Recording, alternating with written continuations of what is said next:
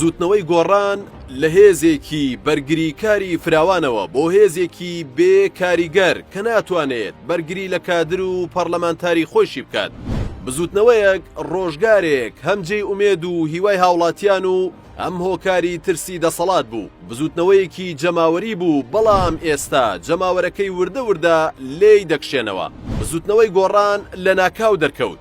دەرکەوتنێکی کاریگەر لەگەڵ یەکەم هەڵبژاردن 25 کورسی لە پەرلەمانی کوردستان مسۆگەر کرد. ساڵی 2009 و گرنگترین هەواڵ کە هەمووان لە کاتی ڕوودانی هەر کێشەیەک چاوەڕوانیان دەکرد ئەم هەواڵە بوو. بەیاننامەیەک لە بزوتنەوەی گۆڕانەوە. ئێستا کار گەیشتۆتە ڕادەیەک کە بەیاننامەکانیشیان ئەو گرنگی و بایەخەی نییە و پێگەی ئەو حیزبە بە واسێنانی ئەندامەکانی ڕۆژ بە ڕۆژ لاوازتر دەبێت.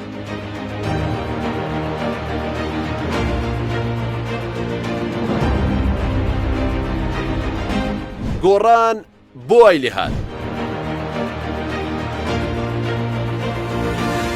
بزوتنەوەی گۆڕان دوو جار لە حکوومەت بەشداری کردووە. جاری یەکەم کورسیەکانی پەرلەمانی کوردستانی لە 24 کورسی کردە 12 کورسی و لە پەرلەمانی عراقیش لە 9 کورسی بۆ 5 کورسی دابەزی.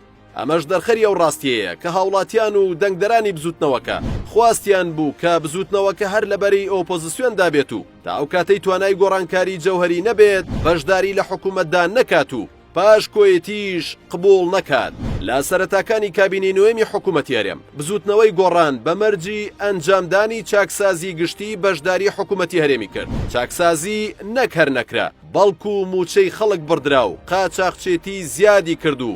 چالاکوانان و خاوەنبیری ئازاد و هەموو ئەوانەی وتیان نا خرانە کونجی زیندانەوە. وەزیرەکانی گۆڕان لە حکوومەت کە بەمەرجی چاکسازی بەشداریان کردبوو بێدەنگی و قڕوقەپیان هەڵبژارد.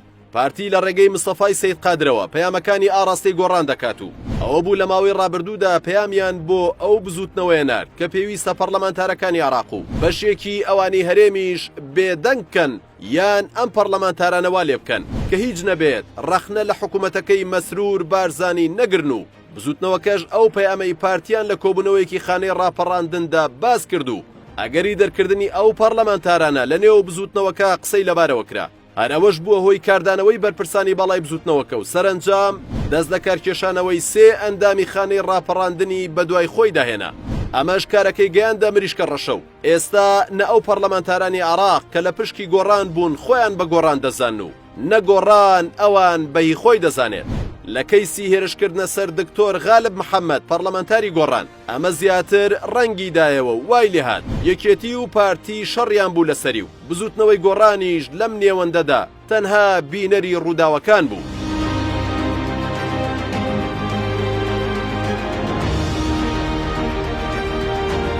ڕۆژ دوای ڕۆژ کادر و هەڵسوڕاوانی گۆڕان لەسەر هەموو ئاستەکان لە بزوتنەوەکە دوور دەکەونەوە و وازێنانی خۆیان لە بزوتنەوەی گۆڕان ڕادەگەێنن بە بیانووی ئەوەی کە بزوتنەوەکە لە بەرنامە و پەیامە بنەڕەتیەکانی دوور کەوتۆتەوە و چیدی ئەو بزوتنەوەیە نییە کە ئەو هێزە 12 ساڵ بەر لە ئێستا دامەزرا. ئەگەر کێشەی نەو هێزەکانی تری گۆڕەپانەکە لەسەر پۆست و پێگە و کورسی و دەسەڵاتداری بێت ئەوە کێشەی نێو بزوتنەوەی گۆڕان لە ئێستادا کێشەی شوناس و مکوڕبوونی بزوتنەوەکەیە لەسەر ئەو پرەنسیپ و بنەمایانەی کە لە پێناویدا دامەزرا.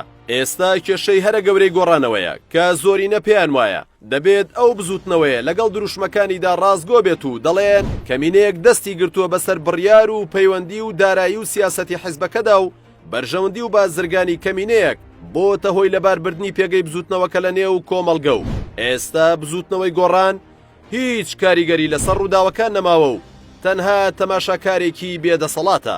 پرسیاری جددی ئەوەیە و پێویستی بە وەڵامێکی جددیش هەیە.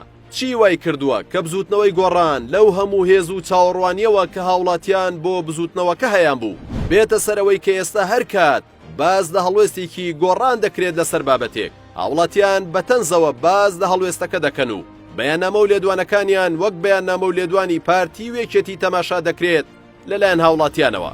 ئاخۆ گۆڕان دەتوانێت لە داهاتوودا بگەڕێتەوە دۆخەکەی پێشووی و ببێتەوە ئەو هێزەی چاوەکان بە هیواوە لی بڕوانن یان تازەخۆری ئەو بزوتنەوەی ئاوا بووە و بۆتە هێزێکی تەقلیدی و بوونی تەنها لە پۆست و پلە و دابەشکاری کێکی دەسەڵاتدا کۆ دەبێتەوە؟